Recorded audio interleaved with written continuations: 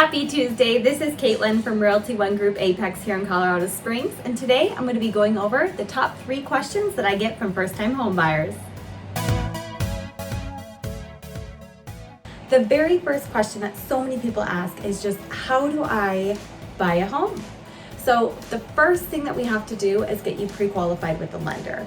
They'll collect some information about your current employment, about the current bills that you have, your credit report, debt to income ratio, all of those types of things. If you kind of want to get a sneak peek into what that's going to look like, you can go on Experian. It's one of the many free websites that you can use to pull that information, just so you kind of have a broad idea of what your credit score and everything is going in.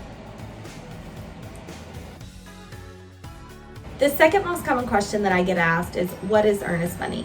Essentially, earnest money is a good faith promise from the buyer to the seller that they do intend to buy this home and that they're serious about the contract. It does usually get held by the title company, but that can change. And there are some points in the contract along the way where it may end up being forfeited or given back to the buyer if something does not pan out. However, because that is so based on the situation and it's individualized, I'm not going to give any examples on that. I want to add in here because the biggest follow-up question that I get to the earnest money is, how much is it?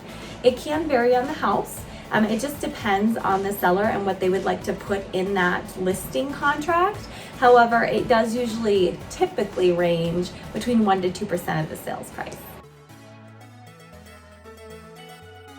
The third most common question I get from first-time home buyers is, what is an HOA? Do I need one? And what are the pros and cons? It's sort of an all-encompassing question. Now, I will make a larger video on this because there's a lot to talk about. But just as a brief overview, an HOA is a homeowners association, and it's their job to make sure that the neighborhood looks nice and conform. So they may have certain rules, like you can't paint your home purple, you may not be able to have your lawn overgrown or full of weeds, and they'll moderate those types of things, usually by conducting fees if those are not done properly. Sometimes they'll even make you reverse a change if it was something that they didn't approve.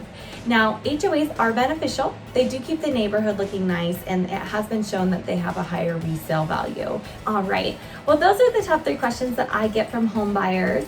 If you do have any questions, I am a realtor in Colorado Springs, and my phone number will be right here. Go ahead and give me a call if you have any questions. I'd be more than happy to help. All right, have a beautiful day.